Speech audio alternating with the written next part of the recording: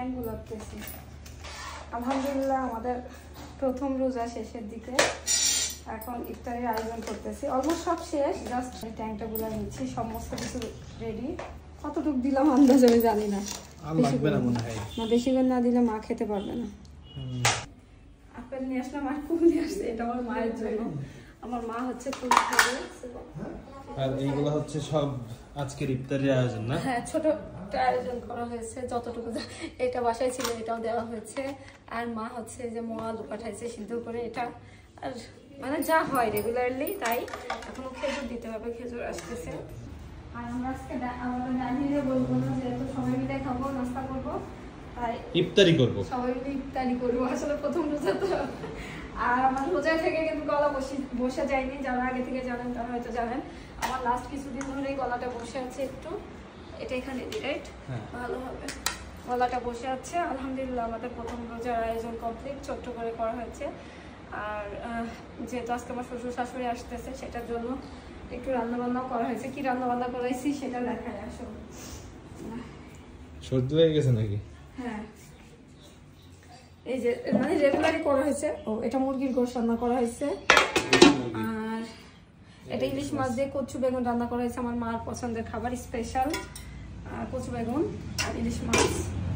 আর এই পাশে হচ্ছে রুই মাছ ইয়ে করা হয়েছে, ভুনা করা হয়েছে।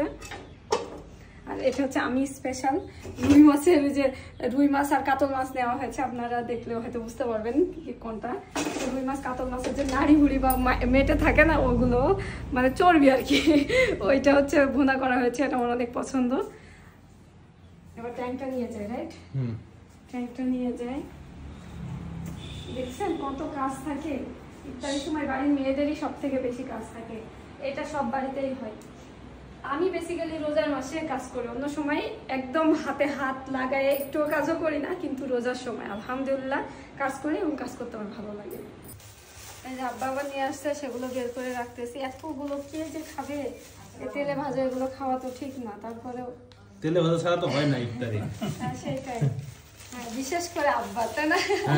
আব্বার দেখাও একটু, আব্বার হচ্ছে তেলে ভাজা না খেলে হবে না। পড়ে যাচ্ছে, তাড়াহুড়া করে করা হয় আর কি। এত সবাই মিলে টায়ার্ডের মধ্যে যতটুকু সম্ভব হয়েছে করা হয়েছে।